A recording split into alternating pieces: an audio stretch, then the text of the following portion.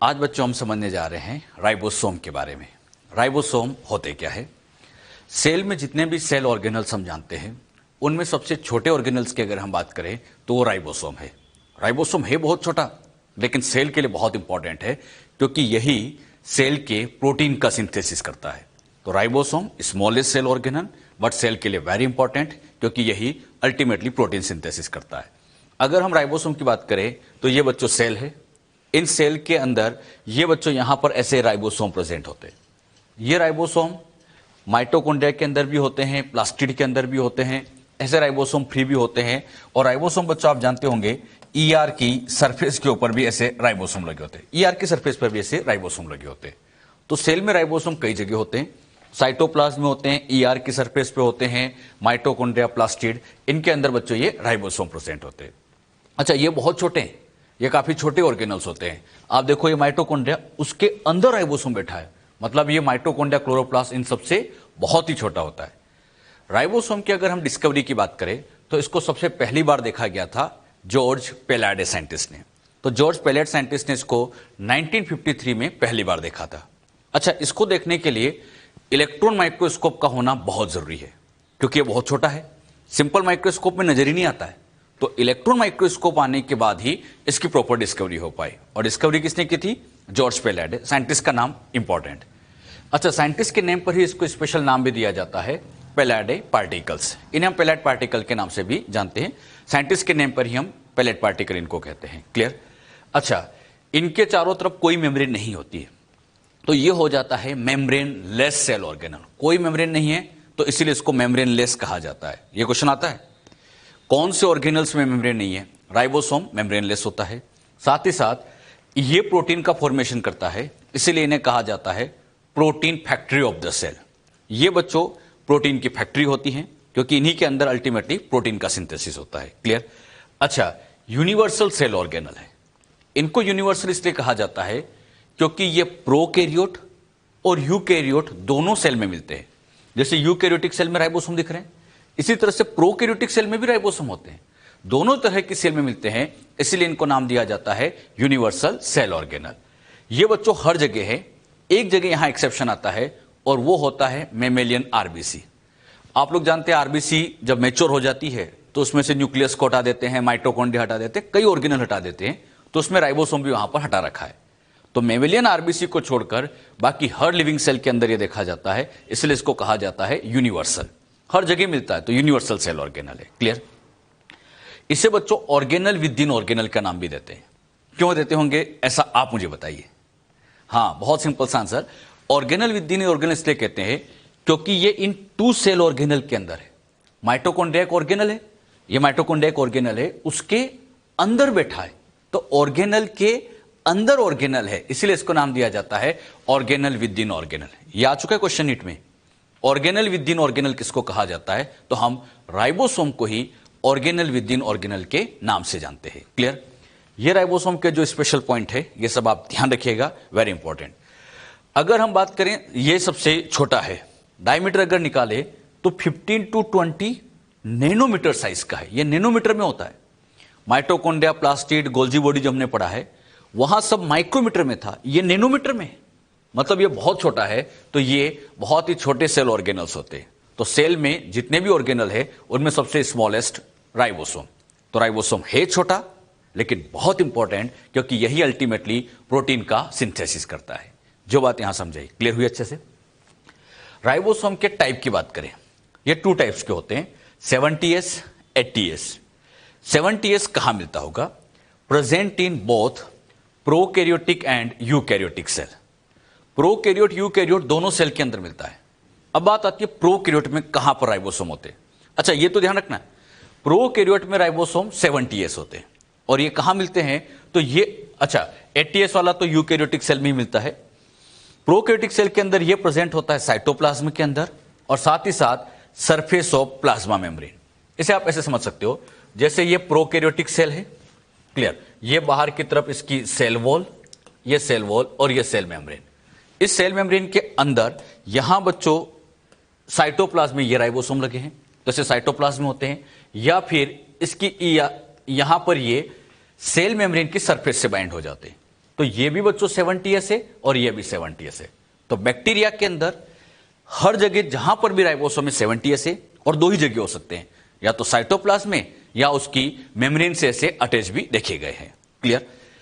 Eukaryotic cell की बात करें, 70s 2 सेल ऑर्गेनल्स मिलते हैं, और आप सभी अच्छे से जानते हैं माइटोकॉन्ड्रिया के अंदर और प्लास्टिड के अंदर। तो माइटोकॉन्ड्रिया, प्लास्टिड, इनके अंदर 70s होते हैं। अच्छा, तीनों तरह के प्लास्टिड में होते हैं, क्रोमोप्लास्ट, क्लोरोप्लास्ट, ल्यूकोप्लास्ट। जनरली बस मैंने क्लोरोप्लास्ट लिखा है, लेकिन ये तीनों में हो सकते हैं। क्लियर। 80s की बात करें कहां मिलते हैं, 80s बच्चों केवल यूकैरियोटिक सेल में मिलेगा। अब यूकैरियोटिक सेल में ये साइटोप्लाज्म में हो सकता है और ईआर की सरफेस पे हो सकता है। जैसे बच्चों आपको समझाने के लिए ये मैंने यूकैरियोटिक सेल बनाई, ये बच्चों यहां पर इसका न्यूक्लियस है, ये माइटोकॉन्ड्रिया है, ये माइटोकॉन्ड्रिया। इन माइटोकॉन्ड्रिया के अंदर 70s है, साइटोप्लाज्म में 80s है, ये ईआर की सरफेस है, ईआर की सरफेस पे भी 80s है, ये प्लास्टिड है, इसमें भी 70s है, ये प्लास्टिड के अंदर 70s है। तो आप देखोगे इस यूकैरियोटिक सेल में 70s भी आपको दिख रहा है, 80s भी दिख रहा है। 70 कहां कहां दिख रहे हैं, माइटोकॉन्ड्रिया और प्लास्टिड के अंदर। 80 कहां दिख रहे हैं, ईआर की सरफेस पर, और ऐसे फ्री राइबोसोम, ये 80s टाइप के होते हैं। क्लियर। तो कहां 70 है, कहां 80 है, ये सब आप ध्यान रखिएगा। प्रोकैरियोट आ जाए तो केवल 70, यूकैरियोट आ जाए तो दोनों है, 70s भी होता है और 80s भी होता है। कहां 70 कहां 80, ये हमने अच्छे समझा। टाइप्स के बाद अगली बात लेते हैं, राइबोसोम किन किन चीजों से बना है। राइबोसोम के अंदर 2 कंपोनेंट्स होते हैं। पहला कंपोनेंट होता है आरआरएनए और सेकंड कंपोनेंट होता है प्रोटीन। अब बच्चों कहीं से आरआरएनए को लाओ, प्रोटीन को लाओ, आरआरएनए प्रोटीन दोनों को आपस में मर्ज कर दो, राइबोसोम तैयार। तो राइबोसोम में बस 2 ही कंपोनेंट है, कौन कौन से, आरआरएनए एंड प्रोटीन। तो आरआरएनए प्रोटीन मर्ज होके फाइनली राइबोसोम का फॉर्मेशन करते, और यह फॉर्मेशन किया जाता है यूकैरियोटिक सेल के अंदर, न्यूक्लियोलस के अंदर। कैसे होता है वो जब न्यूक्लियोलस हम पढ़ते हैं तो वहां आपको समझा दिया जाएगा। अभी इतना ध्यान रखो, राइबोसोम बनाना है 2 रिक्वायरमेंट, आरआरएनए प्लस प्रोटीन, दोनों आपस में मर्ज होके राइबोसोम का फॉर्मेशन करते हैं। अच्छा, ये आरएनए प्लस प्रोटीन का बना है, आरएनए प्रोटीन का बना है, तो इसे आप राइबोन्यूक्लियो प्रोटीन भी कह सकते हैं। आरएनए के लिए तो राइबोन्यूक्लियो, और प्रोटीन है तो राइबोन्यूक्लियो प्रोटीन के नाम से भी जानते हैं। क्लियर। कोई भी राइबोसोम हो, चाहे 70s हो चाहे 80s हो, उनके अंदर 2 सब यूनिट होती है, एक होती है लार्जर और एक होती है स्मॉलर। सब यूनिट्स ऑफ राइबोसोम 70s हो चाहे 80s हो, इनके अंदर एक तो बच्चों ऐसी लार्जर सब यूनिट होती है। 70 की जो लार्जर सब यूनिट होती है ये कहलाती है 50s, और जो यहां पर ये छोटी यूनिट आपको दिख रही है ये हो जाती है 30s। अच्छा, 50 ये तो बन जाएगी इसकी लार्जर सब यूनिट, और ये बन जाएगी यहां पर इसकी स्मॉलर सब यूनिट। एक लार्जर हो गई, एक स्मॉलर हो गई। अच्छा, ये बच्चों 70s की अपनी बात समझी। इस 70s के अंदर अब डिफरेंट आरआरएनए होते हैं। भाई राइबोसोम में तो आरआरएनए से बना होगा, इसके अंदर एक आरआरएनए 5s होता है, ये आप जानते भी अच्छे से। सेकंड होता है 23s आरआरएनए, इसी तरह से यहां पर होता है 16s आरआरएनए। तो 5s, 23s, 16s, ऐसे डिफरेंट आरआरएनए यहां प्रेजेंट होते हैं। अगर बच्चों हम 80s की बात करें, 80s के अंदर ये लार्जर सब यूनिट बताओ कौन सी है, सब जानते हैं आप ही को बताना है, 60s, और छोटी वाली जो होती है ये कहलाती है 40s। अब इनके अंदर भी डिफरेंट आरआरएनए होते हैं। एक तो होता है 5s rRNA, 5.8s rRNA, 28s rRNA and 18s rRNA. अब आप ध्यान से देखोगे और आप जानते भी है, इसमें 3 टाइप के आरआरएनए होते हैं, इसमें 4 टाइप के आरआरएनए होते हैं। सोच समझ के आंसर देना सभी, कौन सा आरआरएनए दोनों में कॉमन है। वेरी गुड, 5s यहां भी दिख रहा है, यहां भी दिख रहा है, तो 5s दोनों में कॉमन है। और आप लोग को मैंने ये भी सिखाया रखा है, अगर लास्ट में 8 आ जाए तो 80s, 8 आ गया तो 80s हो गया। तो 5s दोनों में कॉमन है और 8 आ गया, इसका मतलब ये 80s के अंदर प्रेजेंट होता है। राइबोसोम की अगर इन दोनों यूनिट को आपस में चिपकाना है तो यहां मैग्नीशियम आयन लगाना पड़ता है। अच्छा, मैग्नीशियम का फंक्शन ये होता है कि मैग्नीशियम इन दोनों यूनिट को आपस में बाइंड करने का काम करता है। मैग्नीशियम का फंक्शन दोनों सब यूनिट को बाइंड करना। अब जब मैग्नीशियम इसको बाइंड करता है तो मिनिमम कंसंट्रेशन 0.001 मोलर होनी चाहिए। अगर इतनी कंसंट्रेशन होगी तभी ये दोनों सब यूनिट आपस में बाइंड हो पाएगी। तो तो मैग्नीशियम चाहिए, मिनिमम इतनी अमाउंट में मैग्नीशियम होगा तभी ये आपस में बाइंड हो सकते हैं। तो हमने क्या सीखा? राइबोसोम में 2 सब यूनिट है, लार्जर और स्मॉलर। 70 की लार्जर, 50 स्मॉलर 30, इधर लार्जर 60 स्मॉलर 80, स्मॉलर 40। इसके अंदर बच्चों 3 टाइप के आरआरएनए हैं और इसमें 4 टाइप के। अच्छा एक बात मुझे बताइएगा, ये मैं आपको पहले भी सिखा चुका हूं, अच्छे से बताना, इसके अंदर कौन एंजाइम का काम करेगा? यस, 23S आरआरएनए, ये बच्चों यहां पर एंजाइम का काम करता है, यानी एक तरह का ये राइबोजाइम है और यहां पर ये एंजाइम का काम करता है, मतलब ये राइबोजाइम की तरह वर्क करते हैं। और जिस एंजाइम का काम करता है वो पेप्टाइडल ट्रांसफरेज, जानते हो सभी। तो ये 23S आरआरएनए यहां एंजाइम का काम करेगा, इसमें 23 नहीं है, तो जो 28S आरआरएनए होता है ये एंजाइम का फंक्शन करता है। जो बात यहां समझाई, क्लियर हुई अच्छे से?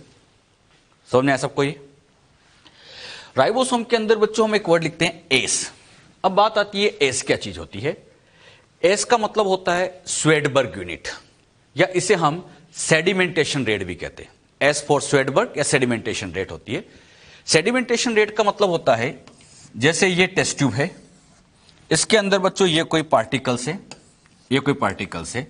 अब हम टेस्ट ट्यूब को ऐसे रोटेट करें, तो जब ऐसे टेस्ट ट्यूब को ऐसे रोटेट किया जाता है, सेंट्रीफ्यूज किया जाता है, तो ये पार्टिकल नीचे की तरफ ऐसे सेटल डाउन होते हैं और इसे सेटल डाउन की रेट को कहा जाता है सेडिमेंटेशन रेट।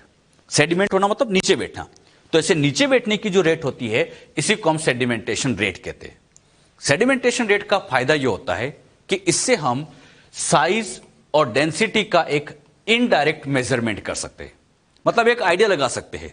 ऐसे समझ सकते हो, पार्टिकल भारी है, तेजी से नीचे बैठेगा, यानी अगर किसी की सेडिमेंटेशन रेट ज्यादा है तो हम आइडिया लगा सकते हैं कि वो भारी है। अगर कोई धीरे आ रहा है तो उसकी सेडिमेंटेशन रेट कम है, मतलब वो हल्का है। तो कौन भारी है कौन हल्का, एक हल्का सा आइडिया मिलता है। अच्छा, हमें बस एक आइडिया ही मिलता है, प्रॉपर हम इतना इससे पता नहीं कर पाते, एक आइडिया निकाल सकते हैं। तो आइडिया निकाल पाते हैं, तो ये एक तरह का इनडायरेक्ट मेजरमेंट होता है। तो इससे साइज और डेंसिटी का पता चलता है, लेकिन इनडायरेक्ट पता चलता है, ये डायरेक्ट मेजरमेंट नहीं है। डायरेक्ट का मतलब होता है जहां पर 2 यूनिट ऐसे जोड़ के आंसर दे देते, यहां पर ऐसा कुछ नहीं होता है, ये एक्सपेरिमेंट करके ही निकालना पड़ता है। तो ये एक्सपेरिमेंटल बेसिस पे ही निकलता है, इसलिए इसको हम इनडायरेक्ट मेजरमेंट कहते हैं, यह डायरेक्ट नहीं होता है। अच्छा, एक वर्ड आता है पॉलीराइबोसोम।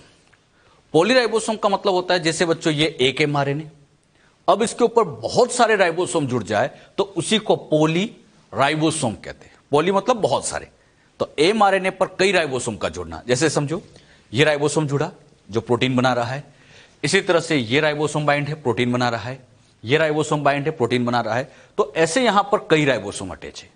तो आपने डायग्राम में क्या देखा, सिंगल एमआरएनए पर कई सारे राइबोसोम बाइंड है। तो बहुत सारे राइबोसोम का मिलना, इसी को हम पॉलीराइबोसोम या पॉलीसोम या अर्गोसोम के नाम से जानते हैं। अच्छा, ये जो पॉलीराइबोसोम है, सोच समझ के बताना, इसमें एमआरएनए कितना है? 1। एमआरएनए तो एक ही है, लेकिन राइबोसोम्स मैनी होते। तो एक एमआरएनए पर कई राइबोसोम्स का बाइंड हो जाना, इसी को बच्चों पॉलीराइबोसोम्स कहा जाता है। और यह कंडीशन मेनली प्रोकैरियोट्स में देखी जाती है, मेनली प्रोकैरियोट्स के अंदर इसको ऑब्जर्व किया जाता है। तो पॉलीराइबोसोम्स क्या होता है, यह बात भी आप ध्यान रखिएगा। क्लियर? साइटोस्केलेटन क्या होता है यह बच्चों हम समझेंगे। सेल के साइटोप्लाज्म के अंदर बहुत सारी ऐसी स्ट्रक्चर होती है जो सेल को शेप देने का काम करती है, और जो भी सेल को शेप देने का काम करती है, समझ जाइए वही साइटोस्केलेटन है। नाम से क्लियर होता है, स्केलेटन मतलब कहीं ना कहीं वो शेप से रिलेटेड है, और साइटो मतलब सेल, तो सेल के अंदर है, शेप देने का काम कर रही है, तो उन्हीं को साइटोस्केलेटन कहते हैं। जैसे अपनी बॉडी का शेप देने का काम बोन्स करती है, इसी तरह से सेल को भी तो कोई ना कोई शेप देता होगा, और जो सेल को शेप देता है उसी को नाम दिया गया है साइटोस्केलेटन। अब सेल को शेप देने में कई सारी स्ट्रक्चर काम में ली जाती है। जैसे इसमें ये माइक्रोट्यूब्यूल्स होते हैं, ऐसे बच्चों यहां पर आपको दिखाई भी दे रहे होंगे, ये यहां पर ऐसे माइक्रोट्यूब्यूल्स होती है, ये इस तरह की ट्यूब लाइक स्ट्रक्चर, ये माइक्रोट्यूब्यूल्स होती है। ये जो माइक्रोट्यूब्यूल्स होती हैं, ऐसे कई सारी माइक्रोट्यूब्यूल्स यहां लगी होती है। इसी तरह से यहां पर माइक्रोफिलामेंट्स होते हैं, ये माइक्रोफिलामेंट आपको नजर आ रहे होंगे, और इस तरह से ये इंटरमीडिएट फिलामेंट, ये इंटरमीडिएट फिलामेंट होते हैं। अच्छा, इन तीनों स्ट्रक्चर का मिलकर एक ही काम है, सेल को शेप देना। मेन काम तो इनका यही है, एक सबसे मेन काम सेल को शेप देना। तो ये माइक्रोट्यूब्यूल्स होते हैं, माइक्रोफिलामेंट्स होते हैं, इंटरमीडिएट फिलामेंट होते हैं, ये सब मिलकर सेल को शेप देते हैं, इसीलिए इन सबको कहा जाता है साइटोस्केलेटन। मतलब ये तीनों मिला के कंबाइंडली क्या बन गए, साइटोस्केलेटन। और क्यों कह रहे साइटोस्केलेटन, क्योंकि ये सेल के शेप को मेंटेन भी करते हैं, सेल को शेप भी देते हैं, मेंटेन करने का काम भी करते हैं। फिलामेंटस स्ट्रक्चर है, फिलामेंट टाइप के होते हैं, प्रोटीन के बने होते हैं, ये सारे प्रोटीन के बने हैं, ये भी प्रोटीन का बना, ये भी प्रोटीन का बना, ये भी प्रोटीन का बना, सब प्रोटीनियस कंपोनेंट होते हैं। साइटोप्लाज्म में प्रेजेंट होते हैं, जिनका सबसे मेन फंक्शन होता है सेल को सपोर्ट करना, यानी सेल को सपोर्ट करना, सेल को शेप देना और साथ ही साथ उसकी मोटिलिटी में हेल्प करना। मोटिलिटी मतलब लोकोमोशन में, तो ये लोकोमोशन में भी इनका रोल होता है। तो साइटोस्केलेटन में प्रोटीनियस कंपोनेंट को रखा गया है। प्रोटीनियस कंपोनेंट है जो 3 फंक्शन मेन करते हैं, मैकेनिकल सपोर्ट देते हैं, सेल के शेप को मेंटेन करते हैं और साथ ही साथ मोटिलिटी में हेल्प करते हैं।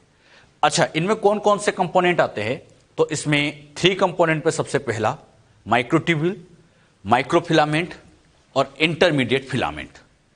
इनमें सबसे बेसिक डिफरेंस आता है इनका डायमीटर।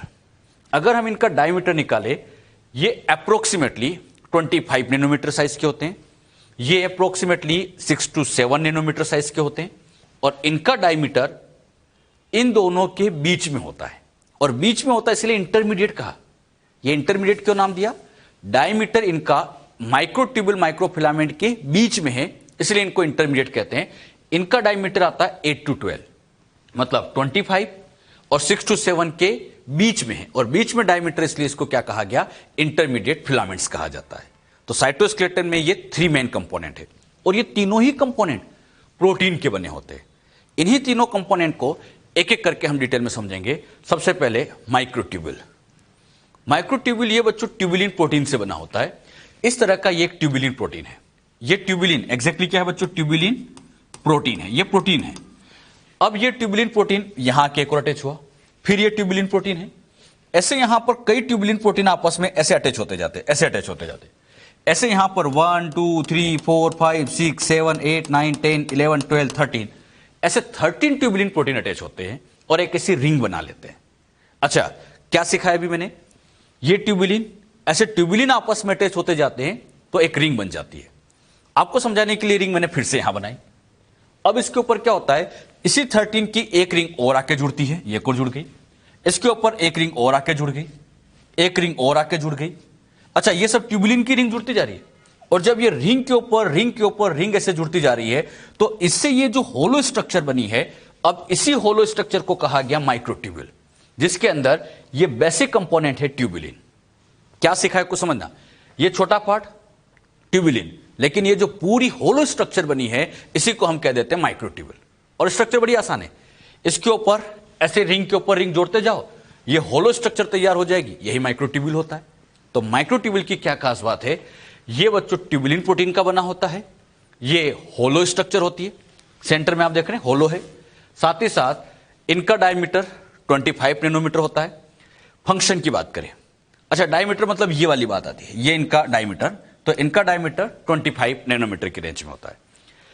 इनके फंक्शन में सबसे पहला फंक्शन वही सेल को मैकेनिकल सपोर्ट देना, सेल के शेप को मेंटेन करना, ये तो बच्चों इनके फंक्शन है ही। साइटोस्केलेटन में ये काम तो करेंगे ही, साथ ही साथ इनके बच्चों और भी फंक्शन होते हैं।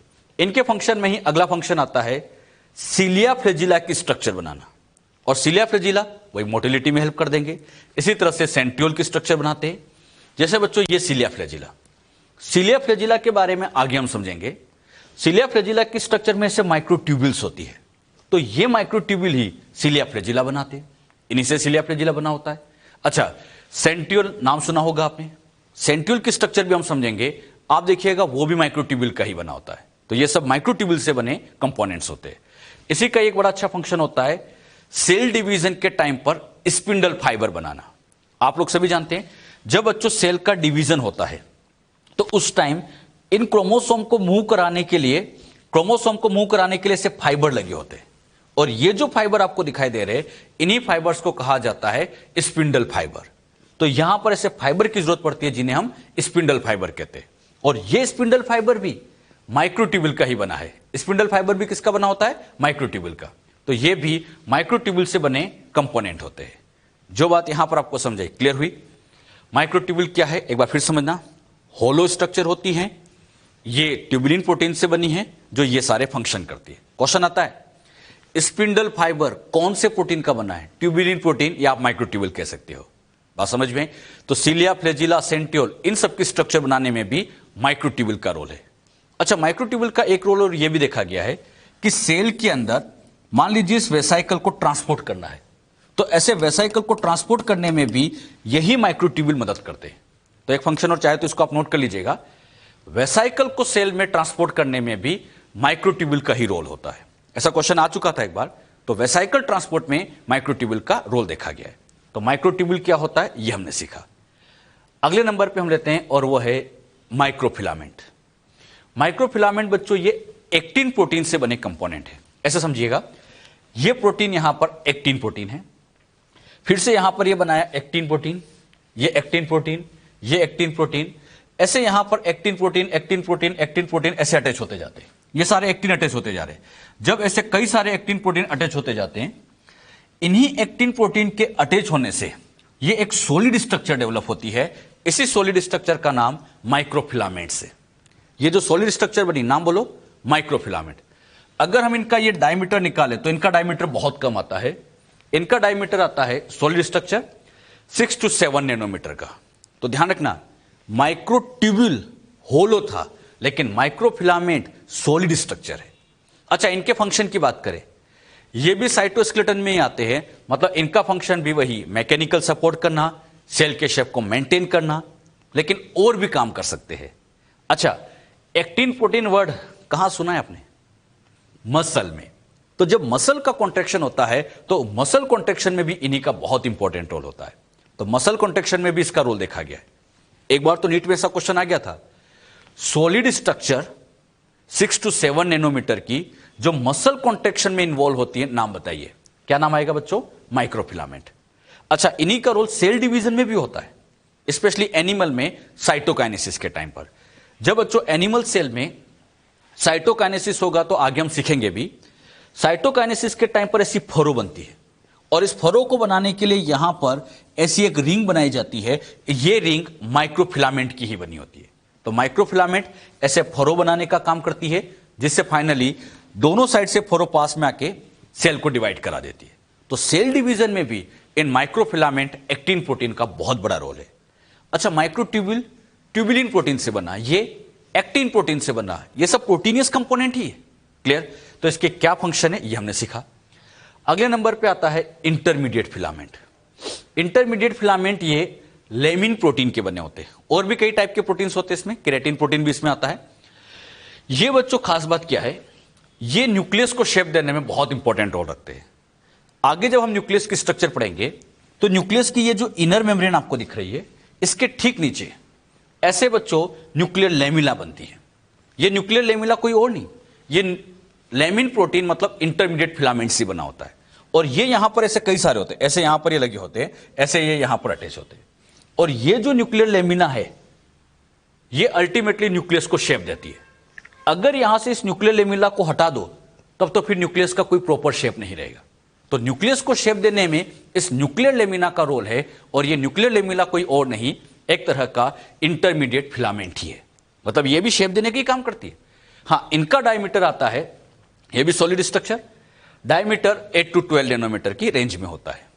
अगर बच्चों इसके फंक्शन की बात करें तो वही mechanical support, maintenance of cell shape, ये तो है ही। साथ ही साथ ये बच्चों न्यूक्लियस के अराउंड में ऐसे बास्केट लाइक स्ट्रक्चर बनाती है जो न्यूक्लियस को शेप प्रोवाइड करती है। तो इंटरमीडिएट फिलामेंट क्या होता है ये भी हमने समझा। साइटोस्केलेटन में 3 कंपोनेंट मैंने आपको समझाया, माइक्रोट्यूब्यूल, माइक्रोफिलामेंट, इंटरमीडिएट फिलामेंट, और इनकी क्या क्या खास बातें हैं ये सारी बातें हमने बच्चों यहां पर सीखी है। सेंट्रियोल क्या होता है ये बच्चों हम समझने जा रहे हैं। सेंट्रियोल साइटोप्लाज्म के अंदर सिलेंड्रिकल शेप की स्ट्रक्चर होती है, जिसे बच्चों सेंट्रियोल कहा जाता है, जिसका सबसे मेन फंक्शन आपने देखा भी होगा सेल डिवीजन के टाइम पर होता है। तो सेंट्रियोल क्या है इसको हम समझते हैं। ये बच्चों एनिमल सेल के अंदर न्यूक्लियस के बाहर साइटोप्लाज्म है, और इस साइटोप्लाज्म के अंदर ऐसी सिलेंड्रिकल स्ट्रक्चर लगी होती है, और इन्हीं सिलेंड्रिकल स्ट्रक्चर को कहा जाता है सेंट्रियोल। अच्छा, ध्यान रखना, ये बच्चों एक सिलेंड्रिकल स्ट्रक्चर ये सेंट्रियोल है, और ये भी सिलेंड्रिकल स्ट्रक्चर ये भी सेंट्रियोल है। यानी सेल के अंदर न्यूक्लियस के ठीक पास में, समझाने के लिए बड़ा बना दिया है, लेकिन ये न्यूक्लियस के ठीक पास में होता है। तो न्यूक्लियस के पास में ही ऐसी सिलेंड्रिकल शेप की स्ट्रक्चर लगी होती है और इन्हीं स्ट्रक्चर को कहा जाता है सेंट्रियोल।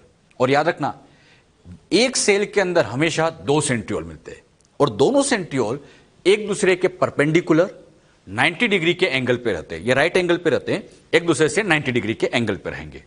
इन दोनों ही सेंट्रियोल को कंबाइंडली डिप्लोसोम कहा जाता है। डिप्लोसोम मींस टू सेंट्रियोल। अब जो सेंट्रियोल के चारों तरफ जो डेंस फ्लूइड भरा होता है, यहां पर इसके चारों तरफ डेंस फ्लूइड भरा होता है, तो dense fluid, surrounding dense fluid और सेंट्रियोल सबको मिला के सेंट्रोसोम कहा जाता है। सबको मिला के सेंट्रोसोम कहते हैं। तो सेंट्रियोल सेंट्रोसोम में कंफ्यूज नहीं। ये सिलेंड्रिकल स्ट्रक्चर सेंट्रियोल, ये centriole, centriole plus surrounding fluid सबको मिला के सेंट्रोसोम कहते हैं। और एक ही सेंट्रोसोम में, ये एक सेंट्रोसोम है, एक सेंट्रोसोम में हमेशा टू सेंट्रियोल होंगे। सेंट्रियोल का मिलना ये बच्चों एनिमल सेल का फीचर होता है। ये एनिमल में प्रेजेंट होता है। प्लांट के अंदर सेंट्रियोल एब्सेंट रहेगा। हायर प्लांट के अंदर आप देखो कोई सेंट्रियोल नहीं मिलता है। तो सेंट्रियोल का मिलना एनिमल सेल का ही फीचर होता है। और एनिमल में भी कहां मिलता है? साइटोप्लाज्म के अंदर। अच्छा, देखने में ये आप लोगों को ऐसा लग रहा होगा जैसे कुछ सिलेंडर लगा रखा है, ऐसा सिलेंड्रिकल। तो वाकई में सिलेंड्रिकल शेप का है। लेकिन जब बच्चों इसको हम बाहर निकाल के इसका ट्रांसफर सेक्शन देखते हैं तो ट्रांसफर सेक्शन में कुछ ये ऐसा दिखता है। मतलब ये ऐसा लगता है जैसे बैलगाड़ी का कुछ पहिया बना रखा हो, कार्ट व्हील। तो इसको हम कार्ट व्हील स्ट्रक्चर कहते हैं। लेकिन कब? जब हम इसका ट्रांसफर सेक्शन कट करेंगे तो ये कार्ट व्हील जैसा अपीयर हो जाता है। अच्छा, इसमें बाहर की तरफ कोई मेम्ब्रेन नहीं होती है। मतलब ये एक मेम्ब्रेन लेस स्ट्रक्चर होती है। तो सेंट्रियोल मेम्ब्रेन लेस स्ट्रक्चर है, सिलेंड्रिकल टाइप का होता है, सिलेंड्रिकल टाइप की स्ट्रक्चर होती है। अच्छा, कार्ट व्हील कब दिखता है? जब हम ट्रांसफर सेक्शन में देखते हैं। और ये प्रेजेंट होता है cytoplasm of animal cell. Higher plant की बात करें तो हायर प्लांट के अंदर सेंट्रियोल सेंट्रोसोम एब्सेंट रहते हैं। क्लियर? और एक सेल में हमेशा दो सेंट्रियोल होंगे और दोनों एक दूसरे के परपेंडिकुलर 90 डिग्री पे होंगे। जो बात यहां समझे, क्लियर हुई? अब बच्चों हम क्या करेंगे, इसको बाहर निकालेंगे और इसका ट्रांसफर सेक्शन हम कट करके समझते हैं। सेंट्रियोल की स्ट्रक्चर हम समझने जा रहे हैं। सेंट्रियोल की स्ट्रक्चर समझने के लिए हमने इसका ट्रांसफर सेक्शन कट किया। ये कुछ इस तरह का बनेगा। अब इसको हम डिटेल में समझेंगे। सेंट्रियोल की स्ट्रक्चर में ऐसे बच्चों यहां पर ये माइक्रोट्यूब्यूल्स होती है। ये यहां पर माइक्रोट्यूब्यूल आउटसाइड में लगी होती है, तो इसको हम कहते हैं पेरिफेरल माइक्रोट्यूब्यूल। ये पेरिफेरल माइक्रोट्यूब्यूल ऐसे 3 की फॉर्म में होती है। इसको हम कह सकते हैं एग्जैक्टली ट्रिपलेट। इस ट्रिपलेट में जो इनर मोस्ट होता है उसको A, बाहर वाले को B और सबसे बाहर वाले को C। ये पूरा पेरिफेरल माइक्रोट्यूब्यूल, इसके अंदर 3 पार्ट A, B, C, यानी 3 फॉर्म में है, ट्रिपलेट की फॉर्म में होते हैं। ट्रिपलेट में इनर मोस्ट A ट्यूब्यूल, बाहर वाला B ट्यूब्यूल, सबसे बाहर वाला C ट्यूब्यूल होता है। ये ट्रिपलेट की फॉर्म में। अब फिर देखना, ये बच्चों यहां ट्रिपलेट की फॉर्म में है, ये ट्रिपलेट की फॉर्म में माइक्रोट्यूब्यूल है। ऐसे यहां पर 1, 2, 3, 4, 5 ऐसे हम चलते जाए तो ये टोटल यहां पर ऐसी 9 माइक्रोट्यूब्यूल्स होती है। 1, 2, 3, 4, 5, 6, 7, 8, 9। ये माइक्रोट्यूब्यूल ऐसे आउटसाइड में है, इसलिए इनको नाम दिया गया पेरिफेरल। पेरिफेरल क्यों कहा समझ में है बच्चों? पेरीफेरी में है, इसलिए इनको हम पेरिफेरल माइक्रोट्यूब्यूल कहते हैं। अच्छा, आउटसाइड में कितनी होगी? 9। लेकिन अगर हम सेंट्रियोल के सेंटर पार्ट में देखें तो इसके सेंटर पार्ट में कोई माइक्रोट्यूब्यूल नहीं होती है। केवल इसका सेंटर पार्ट प्रोटीन का बना है, जिसे हम यहां स्पेशली कह देते हैं हब। अच्छा, ये प्रोटीनियस पार्ट होता है और ध्यान रखना इसमें कोई माइक्रोट्यूब्यूल नहीं। तो मुझे बताओ आउटसाइड में कितनी माइक्रोट्यूब्यूल हो गई? 9। आउटसाइड में तो हो गई 9 माइक्रोट्यूब्यूल और सेंटर में 0। तो यहां जो अरेंजमेंट माइक्रोट्यूब्यूल का बनेगा 9 + 0। 9 + 0 कैसे हुआ? आउटसाइड की 9, सेंटर में 0। तो जो बात यहां भी आपको समझे, क्लियर हुई सबको अच्छे से? इसमें 9 इवनली स्पेस, इवनली स्पेस मतलब इनके बीच में जो डिस्टेंस होती है वो इक्वल होती है। तो ये इवनली स्पेस माइक्रोट्यूब्यूल्स होती है। आउटसाइड में 9 है, सेंटर में माइक्रोट्यूब्यूल एब्सेंट है। अरेंजमेंट आपसे पूछा जाए तो 9 + 0। और 9 किस फॉर्म में आई बच्चों? ट्रिपलेट। 0 क्या इंडिकेट कर रहा है? माइक्रोट्यूब्यूल एब्सेंट है। क्लियर? अच्छा, अब इसी के स्ट्रक्चर को और हम ध्यान समझे। इसमें बच्चों आप देखोगे तो इस माइक्रोट्यूब्यूल का A नियर बाय के से C से कनेक्ट है। एक माइक्रोट्यूब्यूल का A अगली वाली के C से कनेक्ट होता है और ये A और C आपस में लिंक है, कनेक्ट है, तो इनके कनेक्टर को AC लिंकर कहा जाता है। नाम से समझ में आ रहा है? A और C को लिंक करने वाला AC लिंकर, तो ये एक AC लिंकर कहलाता है। ए और सी को लिंक कर देता है। सिमिलरली यहां पर ये ए और सी आपस में कनेक्ट है तो ये ऐसी लिंकर, ये ऐसी लिंकर, ये ऐसी लिंकर, ऐसे यहां पर ऐसी लिंकर्स होते हैं। अच्छा, ये ऐसी लिंकर भी प्रोटीन के बने हैं। सेंट्रियोल में जितने भी पार्ट हम समझ रहे हैं सब प्रोटीनियस ही होते हैं, ये सब प्रोटीन के बने होते हैं। तो ये बच्चों ऐसी लिंकर, लिंकर किसको कहते हैं? जो लिंकर आ देता है। एक खास बात हो, एक के जस्ट नीचे ऐसे यहां पर एक ऐसी थिकनिंग लगी होती है, एक के जस्ट नीचे। ये थिकनिंग देखने में एक्स जैसी लगती है, इसको जब अपीयर किया जाता है तो ये एक्स जैसा अपीयर होता है। इसी थिकनिंग को नाम दिया जाता है एक्स थिकनिंग। क्या नाम दे देते हैं? X thickening. ए के नीचे की तरफ, इसी तरह से ए के नीचे की तरफ ये एक्स है। अब ध्यान से देखना, 2x के बीच में यहां पर एक थिकनिंग और लगी है, ये कहलाती है वाई थिकनिंग। ये वाई जैसा अपीयर होता है तो इसको वाई थिकनिंग कह देते हैं। अब यहां पे देखिएगा, ए के नीचे ये ए है, इस ए के नीचे एक्स, ए के नीचे एक्स, और इन एक्स के बीच में यहां बच्चों ऐसे वाई लगा होता है। अरे बात समझ में? अब यहां देखिएगा, ये एक्स और वाई आपस में कनेक्ट है। अब आप ही बताओ, एक्स वाई को लिंक करने वाले का नाम, यस, एक्स वाई लिंकर, तो ये एक्स वाई लिंकर बन जाता है। अब यहां पर ये एक्स वाई लिंकर हर जगह लगाओ, तो ऐसे एक्स वाई लिंकर हर जगह लगाओ, तो इस तरह से ये एक्स वाई लिंकर होते हैं। और ये एक्स वाई लिंकर भी प्रोटीन के ही बने। क्या सीखा एक बार फिर समझना, ए के नीचे प्रोटीन की थिकनिंग एक्स, ए के नीचे एक्स, और 2x के बीच में प्रेजेंट होता है वाई, और एक्स और वाई को कनेक्ट करने वाला एक्स वाई लिंकर कहलाता है। जो बात यहां पर आपको समझाई, क्लियर हुई अच्छे से? अच्छा, खास बात हो, सेंट्रियोल का सेंटर पार्ट तो आप जानते हैं हब है। अब ये हब इन पेरिफेरल माइक्रोट्यूब्यूल से कनेक्ट होता है, हब पेरिफेरल से कनेक्ट है, और इनको कनेक्ट करने वाला ये जो फाइबर यहां पर आपको दिखाई दे रहा है, इसी फाइबर को नाम दिया जाता है रेडियल स्पोक। रेडियल स्पोक किसको कहते हैं? पेरिफेरल माइक्रोट्यूब्यूल को सेंट्रल हब से जोड़ने वाले स्पोक का नाम रेडियल स्पोक। अच्छा, ये रेडियल स्पोक यहां पर 1 है, तो इसी तरह से यहां पर भी होगा, यहां भी होगा, यहां भी होगा, यहां भी होगा, हर तरफ होगा। तो ये टोटल नंबर वाइज देखा जाए तो 9 होते हैं। टोटल कितने हो जाएंगे? 9। तो रेडियल स्पोक की नंबर टोटल 9 होती है, और ये भी प्रोटीन के बने। हर चीज यहां पर प्रोटीन की बनी है। क्लियर? तो radial spoke made up of protein, ये भी प्रोटीन के ही बने होते हैं। तो जो इसके स्ट्रक्चर में आपको समझाया जा रहा है, क्लियर हो रहा है अच्छे से? इसके बाहर में सोच समझ के बताओ कितनी मेम्ब्रेन दिखाई दे रही? एक भी नहीं। और जब मेम्ब्रेन नहीं है तो मेम्ब्रेन लेस। याद रखना, राइबोसोम भी मेम्ब्रेन लेस होता है और यह भी मेम्ब्रेन लेस होता है। हाँ, इनके बाहर की तरफ ऐसे कुछ स्पेशल प्रोटीन्स ऑब्जर्व किए जाते हैं। इन्हीं प्रोटीन्स को यहां पर म्यूसिल्स के नाम से जाना जाता है। अच्छा, ये जो म्यूसिल्स होते हैं, इनका फंक्शन ये है कि ये सेल डिवीजन के टाइम पर नए सेंट्रियोल के फॉर्मेशन में हेल्प करता है। जैसे ये सेंट्रियोल है, इसके चारों तरफ यहां पर ऐसे ये म्यूसिल्स लगे होते हैं, ऐसे म्यूसिल्स लगे। सेल डिवीजन के टाइम पर इसी म्यूसिल से ही नए सेंट्रियोल का फॉर्मेशन होता है। यानी पुराना सेंट्रियोल ही खुद नए सेंट्रियोल को डेवलप करने में हेल्प करता है। यानी सेंट्रियोल खुद में डुप्लीकेशन की पावर रखता है, ये सेल्फ डुप्लीकेट हो सकते हैं। तो क्या हमने सीखा? अरेंजमेंट तो 9-0 था। ट्रिपलेट ए और सी कनेक्ट, तो उसको ऐसे लिंक करके दिया। सेंटर पार्ट प्रोटीनियस होता है, जिसको हम हब कह देते हैं। अच्छा, हब पेरिफेरल से कनेक्ट होता है by the help of radial spoke, और नंबर में ये 9 होते हैं। ये भी बच्चों नंबर पूछा जाए तो आपको 9 कह देते हैं। और इसमें सेल्फ डुप्लीकेशन की पावर होती है, और ये सेल्फ डुप्लीकेट सेल डिवीजन की एस फेज में होता है। जब सेल डिवाइड करती है, G1 आती है, एस आती है, तो एस फेज में ये डुप्लीकेट हो जाते हैं। जो बातें यहां पर समझाई गई, क्लियर हुई? तो ये बच्चों हमने सेंट्रियोल की स्ट्रक्चर समझी। लेकिन ध्यान रखना, ये स्ट्रक्चर कार्टूल स्ट्रक्चर है। कब दिखेगी? जब ट्रांसफर सेक्शन में देखते हैं। तो स्ट्रक्चर में क्या सीखा? फटाफट बोलना। आउटसाइड में 9 माइक्रोट्यूब्यूल, सेंटर में 0, अरेंजमेंट 9+0। 9 जो होते हैं ट्रिपलेट की फॉर्म में, इनर मोस्ट ए, देन बी, देन सी, तो एबीसी फॉर्म में।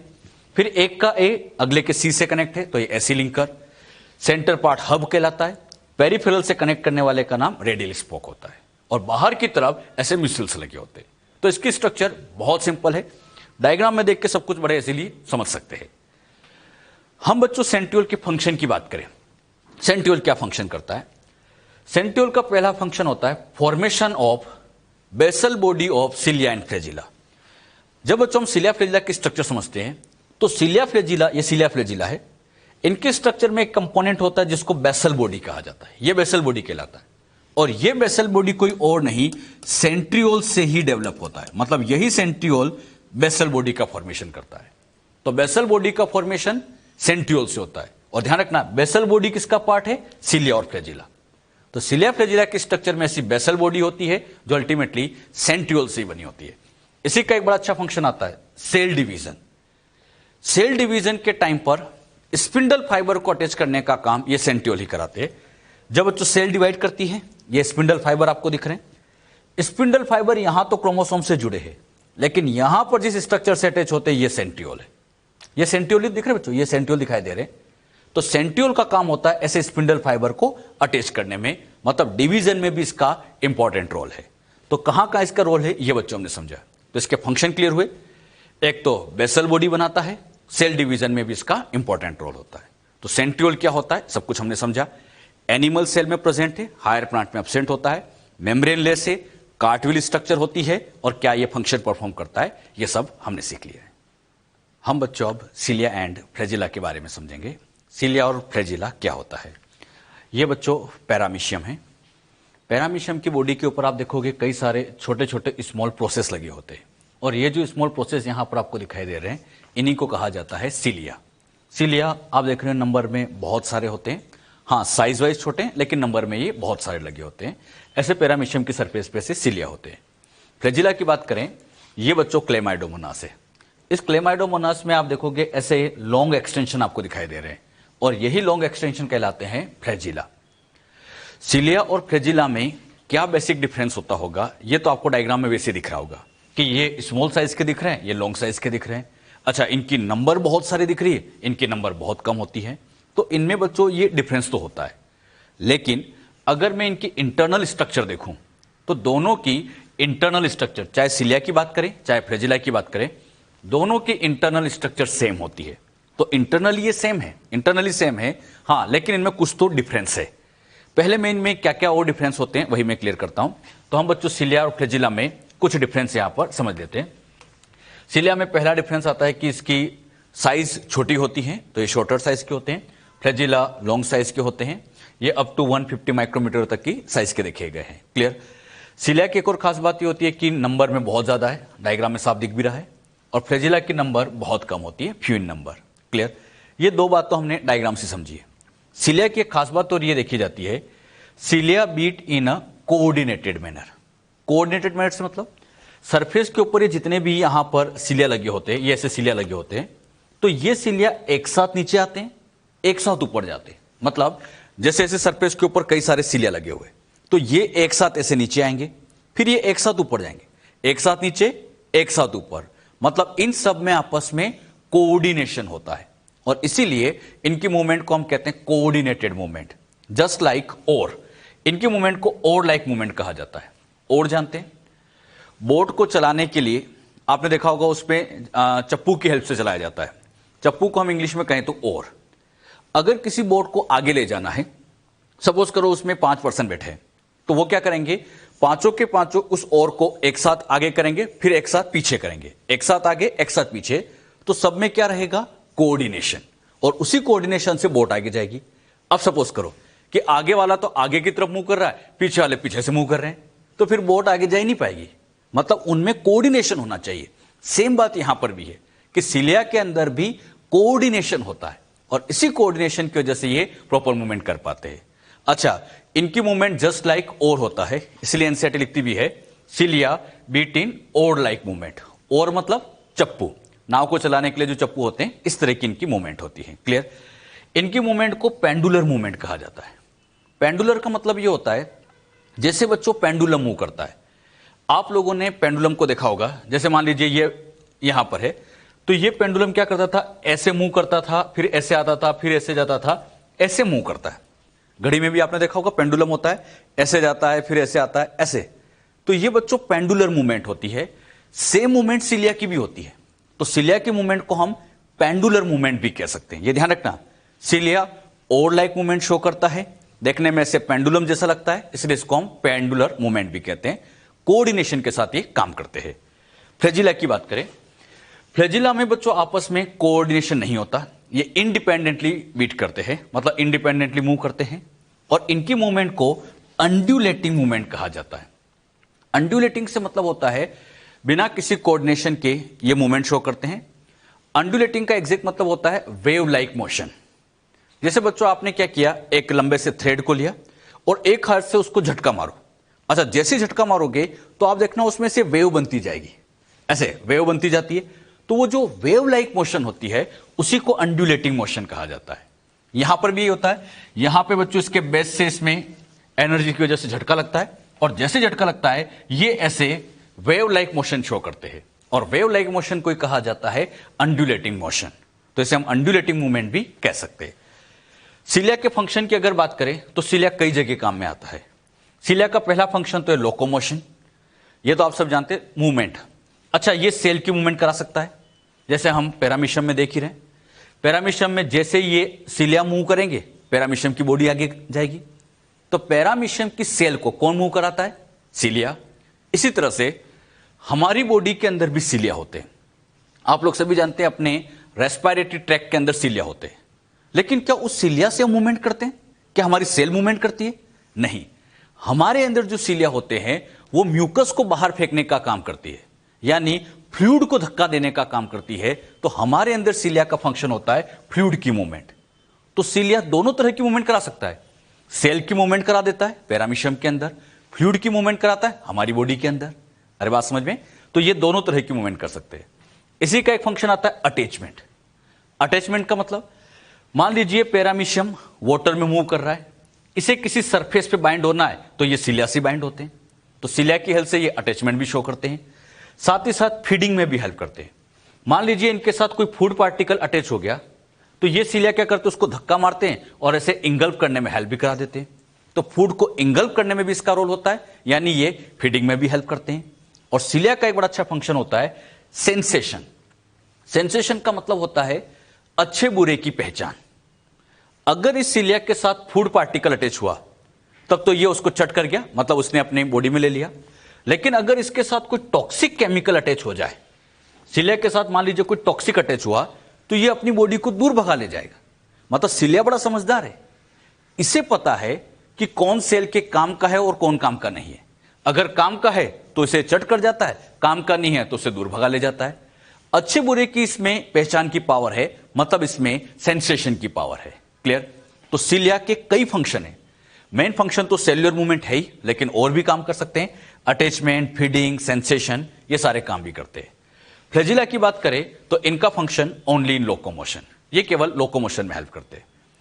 सिलिया और फ्लैजिला में क्या डिफरेंस होता है बच्चों, ये हमने समझ लिया कि इनमें क्या डिफरेंस है। अच्छा, अब हम इनकी इंटरनल स्ट्रक्चर समझेंगे, मतलब ये इंटरनली कैसे होते हैं, वो सारी बातें हम क्लियर करते हैं। एक बात ये फिर मैं कहूंगा, सिलिया हो चाहे फ्लैजिला हो, दोनों की इंटरनल स्ट्रक्चर सेम है। दोनों की इंटरनल स्ट्रक्चर सेम है। इसका टीएस कट करके देखे, इसका ट्रांसफर सेक्शन कट करके देखे, सेम ही मिलेगा। डिफरेंस तो हमने समझ लिया। अब हम ट्रांसफर सेक्शन पढ़ेंगे तो दोनों का सेम ही रहेगा। क्लियर? जो बात यहां समझाई क्लियर हुई सबको? अच्छे से समझ में आया इतना? अब बच्चों हम इसकी इंटरनल स्ट्रक्चर समझे।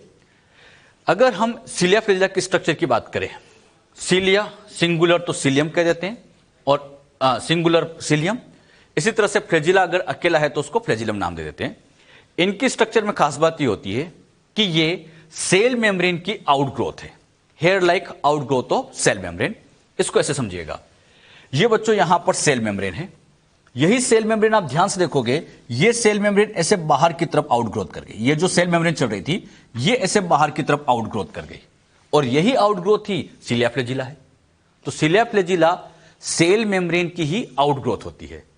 इनकी स्ट्रक्चर में, सिलिया फ्लैजिला की स्ट्रक्चर में जो एक्सटेंडेड पार्ट आपको दिखाई दे रहा है यह कहलाता है शाफ्ट। इसके ठीक नीचे ऐसी बच्चों प्लेट लाइक स्ट्रक्चर होती है जिसको बेसल बॉडी कहते हैं, और कई बार इनसे ऐसी रूट लाइक स्ट्रक्चर अटैच होती है जिनको रूटलेट कहा जाता है। तो इसमें 3 पार्ट होते हैं, shaft, basal body, rootlet. Main part तो इसका शाफ्ट वाला पार्ट होता है। शाफ्ट की खास बात यह होती है कि इन शाफ्ट के अंदर ऐसे कई सारी माइक्रोट्यूब्यूल पैरेलली यहां पे प्रेजेंट होती है। बहुत सारी माइक्रोट्यूब्यूल ऐसे पैरेलली प्रेजेंट होती है। तो कई सारी माइक्रोट्यूब्यूल यहां पर पैरेलली अरेंज होगी कुछ इस तरह से। ऐसी कई सारी माइक्रोट्यूब्यूल पैरेलली अरेंज होती है। ये माइक्रोट्यूब्यूल है और ये बाहर पर ऐसे मेम्ब्रेन से कवर्ड है, मतलब ये माइक्रोट्यूब्यूल और बाहर पर ऐसे बच्चों ये सेल मेम्ब्रेन से ऐसे कवर्ड यहां रहती है। अच्छा, अंदर ये जितनी भी माइक्रोट्यूब्यूल है इन सारी माइक्रोट्यूब्यूल को कंबाइंडली एक्सोनीमे कहते हैं। वर्ड को समझना, एक्सोनीमे का मतलब सिलिया फ्लैजिला का इंटरनल सारा पार्ट एक्सोनी में कहलाता है, एक्सेप्ट सेल मेम्ब्रेन। इस सेल मेम्ब्रेन, ये जो सेल मेम्ब्रेन आपको दिख रही है रेड वाली, इस मेम्ब्रेन को छोड़कर इंटरनली जितना भी पार्ट होता है उसी को बच्चों एक्सोनीमे के नाम से जाना जाता है। तो सिलिया फ्लैजिला की स्ट्रक्चर कैसी होती है, इसकी एक आउटलाइन मैंने आपको समझाई। अब बच्चों हम क्या करेंगे, इस शाफ्ट वाले पार्ट को यहां से बाहर निकालेंगे, शाफ्ट वाले पार्ट को बाहर निकालेंगे, इसका ऐसे ट्रांसफर सेक्शन काटेंगे और इसका फ्रंट व्यू आपको समझाएंगे कि ये फ्रंट से कैसा दिखता है। एक बार फिर से हम इसका ट्रांसफर सेक्शन कट करेंगे, फ्रंट व्यू देखेंगे कि ये फ्रंट से कैसा दिखेगा। फ्रंट से देखोगे तो ऐसी कई माइक्रोट्यूब्यूल होगी और बाहर ऐसे ये मेम्ब्रेन से कवर्ड होगा। कैसी इनकी स्ट्रक्चर होगी वो अब हम डिटेल में समझेंगे। हाँ, एक बात तो बड़ी इंपॉर्टेंट है, ये जो सिलिया फ्लैजिला मैं आपको समझा रहा हूं, ये फ्लैजिला एक तरह से यूकैरियोटिक फ्लैजिला है। मतलब ये सिलिया फ्लैजिला हम किसका समझ रहे बच्चों, यूकैरियोटिक सेल का है, ये यूकैरियोटिक सेल का है। लेकिन जब आपने प्रोकैरियोटिक सेल समझा होगा तो प्रोकैरियोटिक सेल के अंदर भी आप लोग जानते हैं कि वहां पर भी फ्लैजिला होता है, प्रोकैरियोट में भी फ्लैजिला होता है। लेकिन एक बात दिमाग में बिठा लेना, प्रोकैरियोट का फ्लैजिला और यूकैरियोट का फ्लैजिला स्ट्रक्चरली डिफरेंट होता है, दोनों डिफरेंट होते हैं। तो एक बहुत इंपॉर्टेंट पॉइंट, प्रोकैरियोट मतलब बैक्टीरिया में भी फ्लैजिला होता है, बट ये बच्चों structurally different from eukaryotic flagella. एक बार फिर से, दोनों में फ्लैजिला है, चाहे प्रोकैरियोट हो चाहे यूकैरियोट हो, और दोनों की स्ट्रक्चर भी डिफरेंट है। अब ये बताना हम किसका फ्लैजिला समझेंगे, यूकैरियोट का। प्रोकैरियोट के बारे में आप लोग प्लांट डाइवर्सिटी बायोलॉजिकल क्लासिफिकेशन में आप पढ़ लेते हैं जब आप मोनेरा किंगडम पढ़ते हैं, तो ध्यान रखिएगा हम यहां पर यूकैरियोटिक फ्लैजिला को डिटेल में समझेंगे। अब हम क्या करेंगे, इसको बाहर निकालते हैं और इसका ट्रांसफर सेक्शन आपको समझाते हैं। ये जो डायग्राम अभी हमने समझा, अब हमने इसका टीएस कट किया और डायग्राम समझते हैं। ध्यान से आप देखोगे तो बाहर की तरफ बच्चों इसमें ये सेल मेम्ब्रेन चल रही है, तो इसके ट्रांसफर सेक्शन में भी ऐसे बाहर की तरफ ये बाउंड्री है और ये बाउंड्री एक तरह से सेल मेम्ब्रेन है। अब बच्चों बाहर की तरफ तो सेल मेम्ब्रेन थी, इस सेल मेम्ब्रेन के अंदर की तरफ कई सारी माइक्रोट्यूब्यूल्स होती है। ये जो बाहर की तरफ माइक्रोट्यूब्यूल आपको दिखेगी ये पेरिफेरल माइक्रोट्यूब्यूल्स होती है, जो कि नंबर में 9 होती है, ऐसा समझिए आप। ये बच्चों यहां पर पेरिफेरल माइक्रोट्यूब्यूल है, ये पेरिफेरल माइक्रोट्यूब्यूल, इसी तरह से ये पेरिफेरल माइक्रोट्यूब्यूल, ये पेरिफेरल माइक्रोट्यूब्यूल, ऐसे यहां पर पेरिफेरल माइक्रोट्यूब्यूल बहुत सारी होती है, ऐसे यहां पे कई माइक्रोट्यूब्यूल है। अगर आप इनको काउंट करोगे 1 2 3 4 5 6 7 8 9, यानी इनके नंबर फिक्स है। आउटसाइड में ऐसी 9 पेरिफेरल माइक्रोट्यूब्यूल्स होती है। और ये 9 की खासियत क्या है कि ये जो 9 माइक्रोट्यूब्यूल आपको दिख रही है ये सब ऐसे टूटू की फॉर्म में दिख रही है, और टूटू की फॉर्म में है मतलब ये एक तरह से डबलेट की फॉर्म में, यानी ये जो पेरिफेरल माइक्रोट्यूब्यूल है एग्जैक्टली बच्चों डबलेट की फॉर्म में। और डबलेट की फॉर्म में तो इसमें दो ही है, एक ए है एक बी है। जब हम सेंट्रियोल पढ़ते हैं, याद करिए, तो सेंट्रियोल में ये पेरिफेरल माइक्रोट्यूब्यूल ट्रिपलेट की फॉर्म में होती है, ए बी सी की फॉर्म में होती है, लेकिन इसमें केवल दो ही होता है, ए और बी होता है, सी यहां नहीं होता है। अगर हम इसके सेंटर पार्ट में देखें तो सेंटर में भी ऐसी 2 माइक्रोट्यूब्यूल्स होती है, ये बच्चों सेंट्रल माइक्रोट्यूब्यूल कहलाती है। अब यहां ध्यान से बताना, पेरिफेरल में कितनी हो गई, हाँ बोलो बच्चों कितनी हो गई, 9। सेंटर की बात करें तो 2। अरेंजमेंट आप बताओ, पेरिफेरी से हम सेंटर का अरेंजमेंट देते हैं, पेरिफेरल में हो गया 9, सेंटर में हो गया 2, तो अरेंजमेंट आप ही बोल दो 9 + 2 अरेंजमेंट। तो यहां 9 + 2 अरेंजमेंट चलता है, क्लियर। लेकिन याद करिए सेंट्रियोल में क्या था, 9 + 0 था, और यहां 9 + 2 है, क्योंकि सेंटर में भी 2 माइक्रोट्यूब्यूल है। एक खास बात दिख रही होगी, आउटसाइड वाली तो ऐसे डबलेट की फॉर्म में दिख रही होगी, लेकिन सेंटर वाली एक एक की फॉर्म में ही है, तो इसको बच्चों यहां पर हम लिख सकते हैं कि ये सिंगलेट की फॉर्म में होती है। तो आउटर डबलेट की फॉर्म में, सेंटर वाली सिंगलेट की फॉर्म में। क्या हमने समझा? अगर हम इनकी बात करें तो ये प्लाज्मा मेम्ब्रेन से कवर्ड होते हैं, इनके सेंटर पार्ट को एक्सोनी में कहते हैं, इंटरनली जितना भी पार्ट है सब एक्सोनी में। बस ये ध्यान रखना, मेम्ब्रेन छोड़ के, ये मेम्ब्रेन को हटा दो तो अंदर सारा ही एक्सोनी में होता है। अच्छा, एक्सोनीमे में माइक्रोट्यूब्यूल, इनसे जुड़े कंपोनेंट सब आ जाएंगे। अच्छा, एक्सोनीमे की खास बात होती है, एक्सोनीमे पजेस 9 पेरिफेरल माइक्रोट्यूब्यूल, ये 9 पेरिफेरल माइक्रोट्यूब्यूल्स होती है, ये डबलेट की फॉर्म में होती है। सेंटर में पेयर मतलब 2 माइक्रोट्यूब्यूल्स होती हैं। अरेंजमेंट की बात करें तो 9 डबलेट होता है और 2 सिंगलेट होता है। ये बात सबको समझ में आई? इतना क्लियर हुआ? अब बच्चों खास बात क्या है, यहां पर ये जो डबलेट आपको दिखाई दे रहा है, इस डबलेट में एक का ए नियर बाई के बी से कनेक्ट होता है। अच्छा, ए और बी आपस में लिंक है, तो ये एक तरह का ए बी लिंकर ही है, इसे हम ए बी लिंकर कह सकते हैं। ये बच्चों ए बी लिंकर है, इसी को इंटर डबलेट ब्रिज के नाम से भी जानते हैं। इंटर डबलेट ब्रिज क्यों कहते हैं? दो डबलेट को कनेक्ट करने वाला ब्रिज है तो इंटर डबलेट ब्रिज नाम दे दिया जाता है। अच्छा, फिर से बताइए, ए और बी आपस में कनेक्ट है तो ये ए बी लिंकर, इसी तरह से ये ए बी सारे कनेक्ट होंगे तो ये ए बी लिंकर से ये सारे कनेक्ट हो जाएंगे, तो ये सब ए बी लिंकर से आपस में कनेक्ट होते हैं। इंटर डबलेट ब्रिज क्यों कहा? दो डबलेट को जोड़ने वाला कनेक्टर है, ब्रिज है, तो इसलिए इंटर डबलेट ब्रिज नाम दे देते हैं।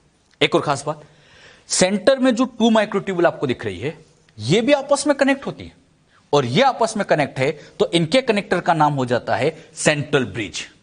इनके कनेक्टर का नाम सेंट्रल ब्रिज इसको कह देते हैं। और इनके चारों तरफ एक शीट लगी होती है, इस शीट को नाम दिया जाता है सेंट्रल शीट। क्या सीखा? सेंटर में 2 माइक्रोट्यूबुल, अटैच वाले का नाम सेंट्रल ब्रिज, सराउंड में शीट लगी है और इस शीट को सेंट्रल शीट कह देते हैं। क्लियर? अब एक खास बात, इसमें बच्चों इस माइक्रोट्यूबुल का ए, डबलेट का ए, इस सेंट्रल शीट के साथ एक ऐसे फाइबर से जुड़ा होता है। ध्यान से देखिएगा, ए वाला इस सेंट्रल शीट के साथ जुड़ा है और इनको जोड़ने वाले इस फाइबर का नाम कहलाता है रेडियल स्पोक। आप बताना, व्हाट इज रेडियल स्पोक? हाँ, रेडियल स्पोक बच्चों डबलेट को सेंट्रल शीट से कनेक्ट करने वाला फाइबर, ये रेडियल स्पोक है और ये प्रोटीन के ही बने होते हैं। अब आप लोग मुझे बताइएगा, ये रेडियल स्पोक यहां पर नंबर वाइज कितने होंगे? हाँ, हर डबलेट से, ऐसे हर डबलेट से एक निकला होगा, तो ऐसे 1 2 3 ऐसे काउंट करेंगे तो टोटल 9 हो जाएंगे। अरे ये आउटसाइड में 9 है, सबसे एक एक स्पोक निकला हुआ है, तो रेडियल स्पोक की नंबर यहां पर 9 हो जाती है। तो 9 रेडियल स्पोक यहां पर प्रेजेंट रहते हैं। बात समझ में? एक खास बात हो, ये जो बच्चों ए आपको दिख रहा है, इस ए के साथ ऐसी आर्म लगी होती है, ऐसे यहां पर ये आर्म जुड़ी होती है, ये आर्म जुड़ी होती है। ये जो आर्म आपको दिख रही है, इस आर्म को डाइनिन आर्म कहा जाता है। ए के साथ आर्म लगी है, आर्म का नाम डाइनिन आर्म। डाइनिन आर्म की खास बात ये होती है कि ये डाइनिन आर्म पर एटीपेज एक्टिविटी होती है। डाइनिन आर्म पर एटीपेज एक्टिविटी होती है। ये एटीपेज एक्टिविटी एटीपी को ब्रेक करेगी, इसी से बच्चों एटीपी ब्रेक होगा और ब्रेक होने के बाद ये डाइनिन आर्म यहां पर, इसके पास एटीपेज एक्टिविटी है और ये एटीपेज एक्टिविटी क्या करेगी? एटीपी को ब्रेक करेगी, जिससे फाइनली एनर्जी का प्रोडक्शन होगा। तो डाइनिन आर्म के पास एटीपेज एक्टिविटी है, एटीपी को ब्रेक करेंगे, एनर्जी मिलेगी। अच्छा, ये जो एनर्जी मिलेगी, इसी से बच्चों ये सिलिया फ्लैजिला मूव करेंगे और जब सिलिया फ्लैजिला मूव करेंगे तो इसी वजह से सेल का मूवमेंट, फ्लूइड का मूवमेंट पॉसिबल हो पाएगा। तो ध्यान रखना, सिलिया फ्लैजिला को मूव करने के लिए एनर्जी चाहिए और वो एनर्जी मिलेगी एटीपी से, और एटीपी को ब्रेक करने वाला एटीपेज एंजाइम होता है जो डाइनिन आर्म के पास होता है। ये डाइनिन आर्म अपनी मसल्स के मायोसिन के काफी सिमिलर है, क्योंकि मायोसिन पे भी एटीपेज एक्टिविटी होती है। पढ़ा होगा आपने, डाइनिन आर्म के पास एटीपेज एक्टिविटी, मसल के अंदर जो मायोसिन प्रोटीन होते हैं उस पे भी एटीपेज एक्टिविटी है। तो पहले बच्चों से क्वेश्चन आ चुका था, डाइनिन आर्म मसल के कौन से प्रोटीन के सिमिलर होती है? तो मायोसिन के सिमिलर होती है, क्योंकि उसके पास भी एटीपेज एक्टिविटी होती है। क्लियर? तो इस तरह से हम इसको ध्यान रख सकते हैं। अच्छा, जो बातें यहां पर आपको समझाई गई, ये सबको समझ में अच्छे से? इनके स्ट्रक्चर में हमने क्या क्या सीखा? इनके स्ट्रक्चर में आप ध्यान से देखो तो पेरिफेरल डबलेट होते हैं जो कि लिंकर से कनेक्ट होते हैं। इस लिंकर का नाम A B linker, peripheral A B linker से कनेक्ट है। सेंट्रल वाले कनेक्ट होते हैं जिसका नाम होता है ब्रिज, सेंट्रल ब्रिज आप इसको कह सकते हो। अच्छा, इसी तरह से बच्चों इसके अंदर सेंट्रल शीट होती है। सेंट्रल शीट जो होती है पेरिफेरल से कनेक्ट होती है, कनेक्टर का नाम रेडियल स्पोक। ये बच्चों रेडियल स्पोक की हेल्प से कनेक्ट होता है। और एक और खास बात, 9 रेडियल स्पोक यहां पर प्रेजेंट होते हैं। जो बात यहां पर आपको समझाई, क्लियर हुई? इनके स्ट्रक्चर में जो कुछ समझाया आउटलाइन में आपको दे रहा हूं, फटाफट बताना। बाहर वाली कवरिंग का नाम सेल मेम्ब्रेन, अंदर 9 माइक्रोट्यूबुल है, सेंटर में 2 है। अरेंजमेंट 9+2 अरेंजमेंट होता है। अच्छा, ये 9 2 की फॉर्म में है तो डबलेट, एक का ए दूसरे के बी से कनेक्ट होता है, तो इसको हम कह देते हैं ए बी लिंकर। सेंट्रल वाले कनेक्ट तो सेंट्रल ब्रिज, सराउंडिंग शीट का नाम central sheet. Central sheet peripheral से कनेक्ट है, कनेक्ट का नाम रेडियल स्पोक। बात समझ में? अच्छा, और ए से जो आर्म निकली होती है उनको कहते हैं डाइनिन आर्म। तो ये डाइनिन आर्म का निकलना, रेडियल स्पोक को जुड़ना, ये सब ए ट्यूब्यूल से होता है, बी से नहीं, ये सब ए से निकले होते हैं। क्लियर? और आउटसाइड में ध्यान जरूर रखना, मेम्ब्रेन से कवर्ड रहता है। जो यहां पर इनकी स्ट्रक्चर समझाई, ये बच्चों हमने यहां पर इसकी स्ट्रक्चर क्लियर किए। अच्छा, इसके स्ट्रक्चर में ये एक तरह से मैंने शाफ्ट वाला पार्ट यहां आपको समझाया, शाफ्ट का टीएस कट किया, यहां उसका डायग्राम ड्रॉ किया। अब इसके नीचे वाला पार्ट कहलाता है बेसल बॉडी। बेसल बॉडी में बस इतना सा ध्यान रखना कि ये बेसल बॉडी इस शाफ्ट का फॉर्मेशन करता है, लेकिन इस बेसल बॉडी का फॉर्मेशन ऐसे बच्चों सेंट्रियोल के थ्रू किया जाता है। सेल में जो सेंट्रियोल होते हैं वही बेसल बॉडी का फॉर्मेशन करते हैं, और फिर बेसल बॉडी से ये शाफ्ट बन जाती है। शाफ्ट के अंदर ये जितनी भी माइक्रोट्यूब्यूल आपको दिख रही है, ये बेसल बॉडी से निकली हुई दिख रही होगी।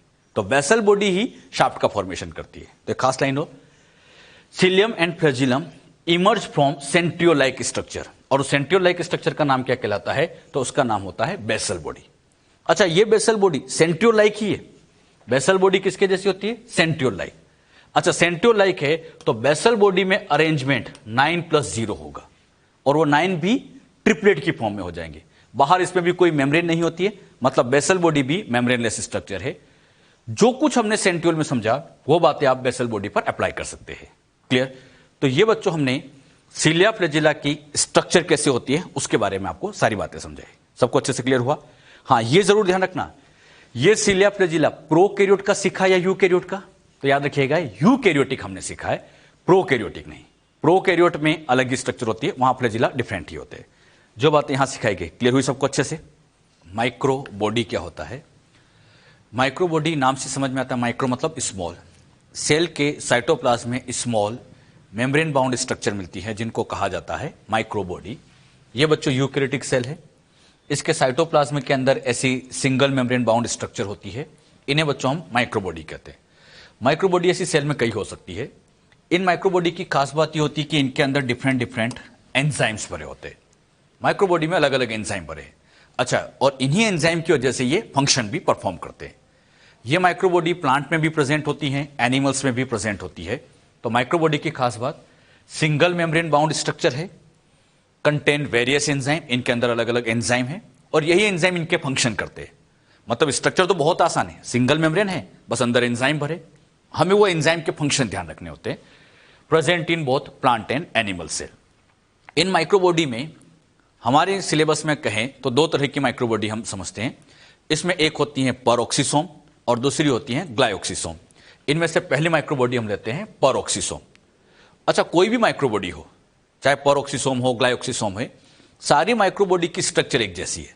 वही सिंगल मेम्ब्रेन है, अंदर एंजाइम भरे, लेकिन इनके अंदर एंजाइम डिफरेंट है तो फंक्शन भी डिफरेंट हो जाएंगे। हमें मेन फंक्शन ही समझने होते हैं। परऑक्सीसोम या इसको हम यूरिकोसोम के नाम से भी जानते हैं, यही सिंगल मेम्ब्रेन बाउंड स्ट्रक्चर है, इसके अंदर वेरियस एंजाइम होंगे। ये प्लांट एनिमल दोनों में है, परऑक्सीसोम भी दोनों में प्रेजेंट होती है। इसके फंक्शन की बात करें तो इसका फर्स्ट फंक्शन आता है बीटा ऑक्सीडेशन। बीटा ऑक्सीडेशन का मतलब होता है oxidation of fatty acid. Fatty acid को ऑक्सीडाइज करना, जिससे अल्टीमेटली वही एनर्जी दे सके। तो फैटी एसिड को ऑक्सीडाइज करने का काम इसके अंदर होता है। तो इसके अंदर यहां पर ये परऑक्सीसोम है, इसके अंदर एंजाइम भरे हैं, और यही एंजाइम बीटा ऑक्सीडेशन में काम आते हैं।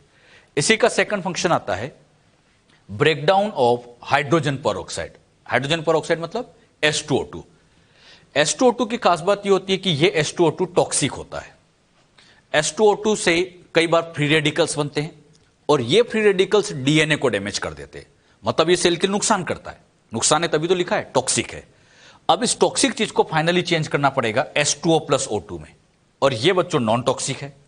तो यहां टॉक्सिक को नॉन टॉक्सिक में कन्वर्ट करना है, एक तरह का ये डिटॉक्सिफिकेशन कर रहे हैं।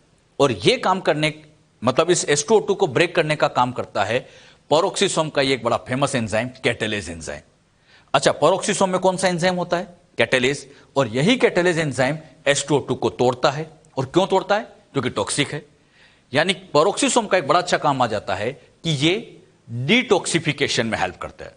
डिटॉक्सिफिकेशन हमने पहले भी सीखा है, SCR में भी, वहां साइटोक्रोम P450 होते हैं, यहां पर भी डिटॉक्सिफिकेशन हो रहा है, लेकिन एंजाइम अलग है, कैटालेज। तो बहुत इंपॉर्टेंट, कैटालेज एंजाइम कहां प्रेजेंट होता है? तो परऑक्सीसोम के अंदर प्रेजेंट रहता है।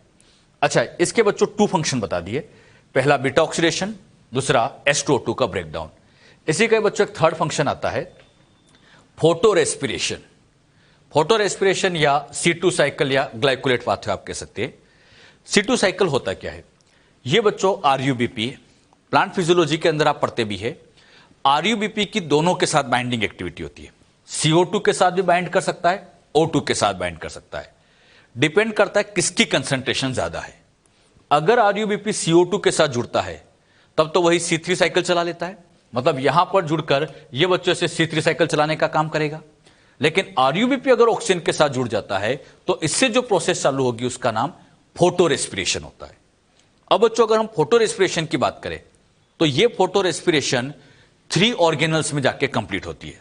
मतलब photo respiration process completed in 3 cell organelle. ये 3 सेल ऑर्गेनल कौन से होते हैं ये आप अच्छे से जानते भी है और उसकी सीक्वेंस बताना। सबसे पहले ये प्रोसेस स्टार्ट होती है क्लोरोप्लास्ट के अंदर। क्लोरोप्लास्ट में जो भी मटेरियल बनेगा, फाइनल मटेरियल, वो चला जाता है पेरोक्सिसोम के अंदर। फिर पेरोक्सिसोम से ये चला जाता है माइटोकॉन्ड्रिया में। फिर माइटोकॉन्ड्रिया में बनने के बाद फिर वही माइटोकॉन्ड्रिया से पेरोक्सिसोम, पेरोक्सिसोम से क्लोरोप्लास्ट में, इस तरह से साइकिल चलती है। तो इस साइकिल में फोटो रेस्पिरेशन वाली प्रोसेस के अंदर टोटल 3 ऑर्गेनल्स इन्वॉल्व हुए। कौन कौन से इन्वॉल्व हुए? Chloroplast, peroxisome, mitochondria. तो आप देखोगे पेरोक्सिसोम 3 मेन फंक्शन कर रहा है। बीटा ऑक्सीडेशन, H2O2 को ब्रेक करना और थर्ड फोटो रेस्पिरेशन। अच्छा, फोटो रेस्पिरेशन के बारे में डिटेल में यहां नहीं समझा रहे हैं, बस ये फोटो रेस्पिरेशन को करने में भी पेरोक्सिसोम का रोल है। डिटेल में इसके बारे में आप प्लांट फिजियोलॉजी में पढ़ते ही है। अच्छा, एक अगली माइक्रोबॉडी आती है ग्लायोक्सिसोम।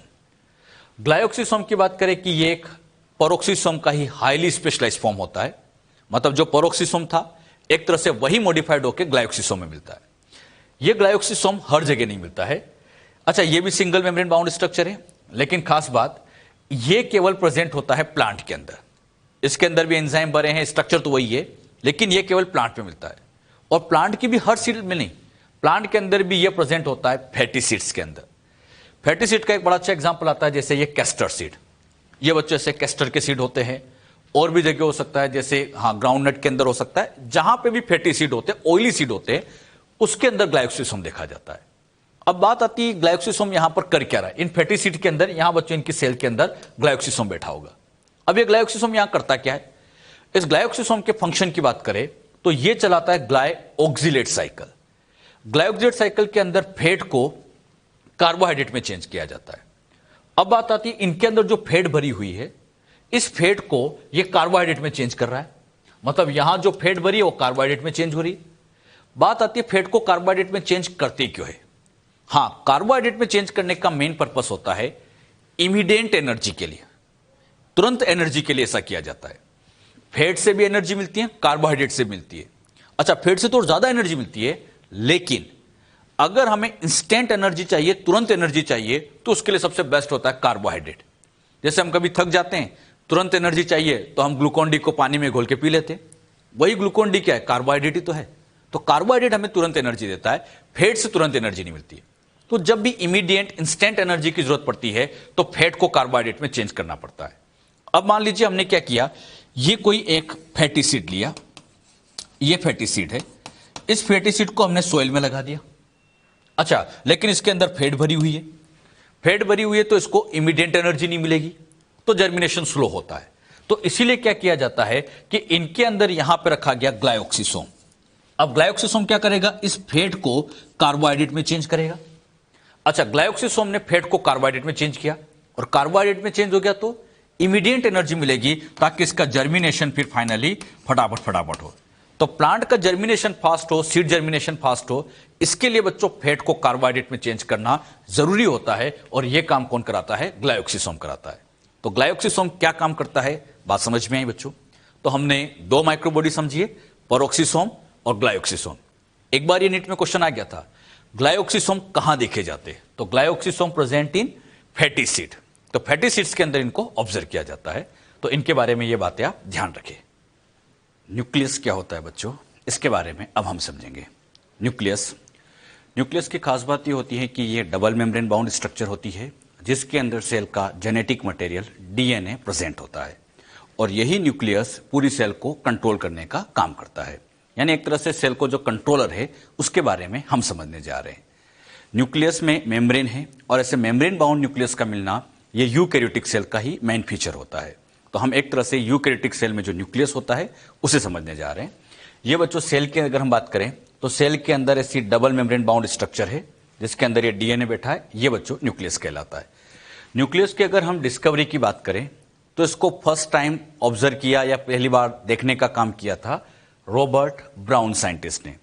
रॉबर्ट ब्राउन ने इसको पहली बार ऑब्जर्व किया था 1831 में। यहां बच्चों आप साइंटिस्ट का नाम भी ध्यान रखेंगे और ईयर भी इंपॉर्टेंट है, तो दोनों ही चीज आप अच्छे से यहां ध्यान रखें। क्लियर? अच्छा, nucleus double membrane bound structure जिसका मेन काम सेल को कंट्रोल करना। ये कंट्रोलर ऑफ सेल है, ये डायरेक्टर ऑफ सेल होता है। अच्छा, सेल को कंट्रोल करने का काम कैसे करते होंगे?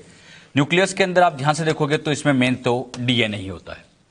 अब ये डीएनए बनाते हैं आरएनए और आरएनए से बनता है प्रोटीन, और ये बच्चों जो प्रोटीन बनते हैं यही प्रोटीन एक तरह से एंजाइम है और यही एंजाइम सेल की मेटाबॉलिक रिएक्शन को कंट्रोल करते हैं। ये मेटाबॉलिक रिएक्शन में इन्वॉल्व होते हैं। अच्छा, डीएनए से अल्टीमेटली एंजाइम बनेंगे और यही एंजाइम पूरी सेल की मेटाबॉलिज्म को कंट्रोल करेंगे, और मेटाबॉलिज्म कंट्रोल है मतलब सेल कंट्रोल है। तो सेल को कंट्रोल करने की अल्टीमेटली इंफॉर्मेशन डीएनए के पास होती है, और ये डीएनए बैठा कहां है? न्यूक्लियस के अंदर। तो इसीलिए न्यूक्लियस को कहा जाता है डायरेक्टर ऑफ सेल। ये डायरेक्टर है और इसके अंदर डायरेक्ट करने वाला बेसिकली कहा जाए तो वो डीएनए होता है। तो इसीलिए डीएनए को डायरेक्टर या कंट्रोलर ऑफ द सेल कहते हैं। डबल मेम्ब्रेन बाउंड स्ट्रक्चर है। इसके फंक्शन की बात करें तो ये सेल की मेटाबॉलिज्म को कंट्रोल करता है। ये बच्चों जेनेटिक इंफॉर्मेशन को स्टोर करके रखता है, क्योंकि डीएनए है और डीएनए के पास ये सारी जेनेटिक इंफॉर्मेशन स्टोर रहती है। तो ये एक तरह से सेल की जेनेटिक इंफॉर्मेशन का स्टोर रूम भी कह सकते हैं। अच्छा, ये बच्चों डीएनए जब अगली जनरेशन में जाता है, तो जब कैरेक्टर का अगली जनरेशन में जाना, डीएनए का अगली जनरेशन में जाना, इस प्रोसेस को हम कहते हैं इनहेरिटेंस। और ये इनहेरिटेंस बेसिकली इस डीएनए की वजह से होती है, न्यूक्लियस की वजह से होती है। न्यूक्लियस में जो डीएनए है इनसे आरएनए बनेंगे, प्रोटीन बनेंगे, इससे अल्टीमेटली सेल की साइज बड़ी होगी। तो हम ये भी कह सकते हैं ये सेल की ग्रोथ में भी रोल रखता है। यानी न्यूक्लियस के कई फंक्शन हो गए। क्या क्या फंक्शन है? सेल को कंट्रोल करता है, सेल में जेनेटिक इंफॉर्मेशन को स्टोर करके रखता है, अगली जनरेशन में ट्रांसफर कराता है मतलब इनहेरिटेंस में रोल होता है, सेल की ग्रोथ में रोल होता है, कई फंक्शन करता है। अब बात आती है न्यूक्लियस ये फंक्शन करता है, ये सबसे पहले किसने प्रूव किया था? तो इन फंक्शनों को, न्यूक्लियस के फंक्शन को एक्सपेरिमेंटली प्रूव करने वाले साइंटिस्ट थे हेमरलिंग। साइंटिस्ट का नाम ध्यान रखना। हेमरलिंग ने न्यूक्लियस के फंक्शन को प्रूव करने का काम किया था। इसके लिए इन्होंने सिंगल सेल एल्गी के ऊपर वर्क किया था जिसका नाम था एसिटाबुलेरिया। तो एसिटाबुलेरिया के ऊपर इन्होंने अपने एक्सपेरिमेंट किए थे। तो आप ये ध्यान रखना, कंफ्यूज नहीं होना। न्यूक्लियस की डिस्कवरी के बारे में कहें तो रॉबर्ट ब्राउन, लेकिन न्यूक्लियस के फंक्शन किसने प्रूव कराए तो साइंटिस्ट का नाम आ जाएगा हेमरलिंग। तो ये न्यूक्लियस का जो एक इंट्रोडक्टिव पार्ट हम समझ रहे हैं, ये बातें आपको क्लियर होनी चाहिए। न्यूक्लियस के अगर हम बच्चों नंबर की बात करें, नंबर ऑफ न्यूक्लियस पर सेल, एक सेल में कितना न्यूक्लियस होता होगा? जनरली अगर हम बात करें, जनरली एक सेल में एक ही न्यूक्लियस होता है। एक सेल में एक न्यूक्लियस है, ऐसी कंडीशन को हम कहते हैं यूनिन्यूक्लिएटेड। जैसे ये सेल है, इसके अंदर बस ये एक ही न्यूक्लियस है, यूनिन्यूक्लिएटेड। इसके एग्जांपल की बात करें, most of the eukaryotic cell, ज्यादातर यूकैरियोटिक सेल में यही होता है, एक सेल के अंदर एक न्यूक्लियस होता है। अच्छा, कुछ सेल में 2 न्यूक्लियस देखे गए, तो ऐसी सेल को हम बाइन्यूक्लिएटेड कह देते हैं। जैसे सेल ये एक ही है, एक सेल है, लेकिन इसके अंदर ऐसे 2 न्यूक्लियस आ गए, ये बाइन्यूक्लिएटेड। और इसका बहुत अच्छा एग्जांपल आप जानते हैं पैरामीशियम। पैरामीशियम के अंदर 2 न्यूक्लियस होते हैं। अच्छा, कुछ सेल ऐसी भी देखी गई है जो सेल तो एक ही होगी, लेकिन इसमें न्यूक्लियस की नंबर मल्टीपल्स होगी, बहुत सारी होगी। अगर बच्चों मोर देन 2 न्यूक्लियस आ जाए तो उसको हम मल्टी न्यूक्लिएटेड कह देंगे। इसके एग्जाम्पल आते हैं जैसे राइजोपस, वाउचेरिया, एंडोस्पर्म। नाम सुना होगा आपने। एंडोस्पर्म वही जो एम्ब्रियो को न्यूट्रिशन देने का काम करता है प्लांट के अंदर। तो एंडोस्पर्म की सेल भी मल्टी न्यूक्लिएटेड होती है, पढ़ा होगा आप लोगों ने। तो ध्यान रखिएगा, न्यूक्लियस की नंबर वेरी करती रहती है। जनरली एक है, कुछ सेल में 2 भी है, कुछ सेल में मोर देन 2 भी देखी गई है। हाँ, कुछ नहीं कहा जाए तो हम जनरल बात करें तो सेल के अंदर जनरली एक ही न्यूक्लियस होता है। मोस्ट ऑफ यूकैरियोटिक सेल में यही कंडीशन होती है। अच्छा, यूकैरियोट की पहचान यही है कि उनके अंदर वेल डेवलप्ड न्यूक्लियस तो होना ही चाहिए, लेकिन कुछ यूकैरियोटिक सेल ऐसी भी देखी गई है जिनके अंदर न्यूक्लियस नहीं होता, न्यूक्लियस एब्सेंट होता है। इसका नाम मैं आपसे पूछूंगा, बताओ क्या होगा? हाँ, न्यूक्लियस अब्सेंट कहां कहां हो सकता है? Mature mammalian RBC, mature mammalian RBC के अंदर न्यूक्लियस अब्सेंट होता है। अब बात को समझना, ये बच्चों इमेच्योर आरबीसी है। इमेच्योर है मतलब पूरी तरह से अभी मैच्योर नहीं हुई है।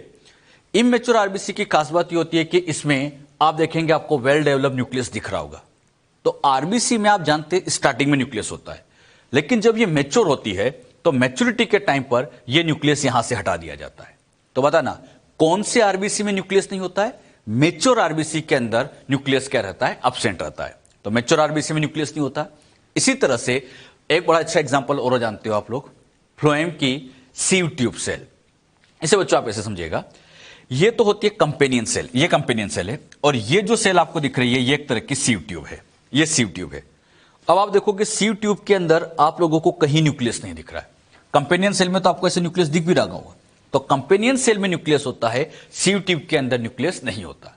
और ये सीव ट्यूब किसका पार्ट है? फ्लोएम का। तो फ्लोएम के अंदर जो सीव ट्यूब होती है, इनके अंदर भी बच्चों न्यूक्लियस अब्सेंट होता है, इनमें कोई न्यूक्लियस प्रेजेंट नहीं होता। अब बड़ा इंटरेस्टिंग क्वेश्चन दिमाग में आता है कि इसमें भी न्यूक्लियस नहीं है, इसमें भी न्यूक्लियस नहीं है, तो ये सेल लिविंग होती होगी या डेड होती होगी? हाँ, क्या आंसर आएगा बच्चों? हाँ, चाहे इसमें न्यूक्लियस नहीं है but this cells are living, ये सेल लिविंग होती है। बात आती है ये लिविंग कैसे है, ये लिविंग किस तरह से है? अच्छा, लिविंग इस तरह से होती है क्योंकि बच्चों यहां पर पहले डीएनए था, तो इस डीएनए ने यहां पर क्या किया, यहां पर डीएनए से बना दिया इसने आरएनए, आरएनए से बना दिए एंजाइम्स, एंजाइम मतलब वही प्रोटीन वगैरह।